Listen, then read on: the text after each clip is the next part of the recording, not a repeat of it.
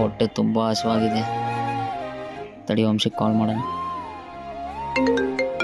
Hello hello ಮಗ, ಬೆಳಗ್ಗೆಯಿಂದ ಊಟನೇ ಮಾಡಿಲ್ಲ ಮಗ, ಜೊಬಲ್ ಬೇರೆ ಕಾಸಿಲ್ಲ.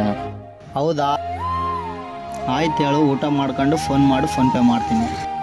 ಓಕೆ ಮಗ. ಅಣ್ಣ ಒಂದು ಊಟ ಕೊಡಿ.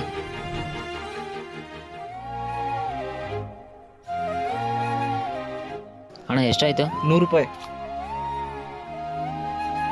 ಇರುವ ಸಂಖ್ಯೆ ಪ್ರಸ್ತುತ ಸ್ವಿಚ್ ಆಫ್ ಆಗಿದೆ. ಯಾರಿಗೆ ಫೋನ್ ಮಾಡೋಣ ಇವಾಗ? ಇರು, ಮೋಹನ್ ಫೋನ್ ಮಾಡೋಣ.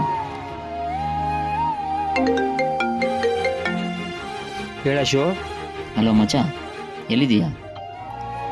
ಮಚ್ಚ ಇಲ್ಲಿ ಊಟ ಮಾಡಿಬಿಟ್ಟಿದ್ದೀನಿ, ಕಾಸಿಲ್ಲ. ಹೌದಾ, ಯಾವ ಹೋಟೆಲಲ್ಲಿ ಇದೆಯಾ? ಇಲ್ಲೇ ಮಚ್ಚ, ಮೋತಿ ಸರ್ಕಲ್.